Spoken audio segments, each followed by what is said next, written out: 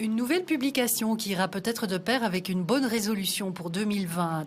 Home Organizing, c'est le titre de ce livre écrit par la profonde villoise Élodie Wéry. Rassurez-vous tout de suite, sa maison n'est pas toujours aussi impeccablement ordonnée et épurée. Avec ses 4 enfants, un chien et un chat, la vie, c'est-à-dire le désordre, reprend parfois le dessus.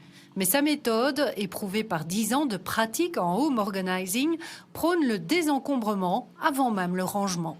Je pense que beaucoup de personnes confondent les deux et c'est parce que c'est bien plus simple de ranger que de désencombrer. Et donc on cherche la solution de facilité. Ranger consiste à déplacer en fait les objets qui sont à l'intérieur de la maison, souvent pour ne plus les avoir en face des yeux et donc qu'ils ne soient plus des bruits visuels au quotidien. Tandis que désencombrer consiste à faire sortir les objets définitivement de la maison en étant attentif à ne pas en faire rentrer de nouveau. Et donc ça demande des changements d'habitude en matière de consommation et puis ça demande du lâcher prise par rapport à ces objets, entre autres sur le côté angoissant et sentimentale de certains objets qu'on a chez soi. Il est donc aussi un peu question de psychologie dans ce livre, puisqu'Élodie dresse le portrait des personnes qui ont tendance à accumuler plus que d'autres, avec le pire profil qui est celui du perfectionniste angoissé sentimental. C'est quelqu'un qui a une vision très précise de ce qu'il veut, la perfectionniste ou le perfectionniste, que ça se conjugue aussi bien au féminin qu'au masculin.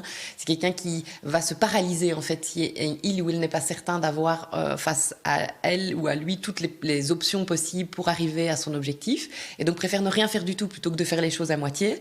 Et pourquoi il n'arrive pas à faire tout? Parce que ce qui le bloque, c'est le fait qu'il ait l'impression de manquer d'objets s'il s'en débarrasse ou de jeter à la poubelle des souvenirs importants ou voire même de blesser les gens qui ont offert le cadeau. Et donc ça, c'est plutôt le sentimental qui fait aucune distinction entre l'objet et la personne qui lui a offert ou le souvenir qui est attaché à l'objet. Et donc ça fait vraiment un trio avec des prises de tête permanentes, prises de tête qui finissent toujours par tant pis, je garde tout puisque je ne sais pas quoi faire. Pour chaque profil, Élodie propose ensuite des méthodes de tri différentes. Mais l'atout principal du concept de home organizing, selon Élodie, c'est qu'il va bien plus loin que ce qu'il n'y paraît.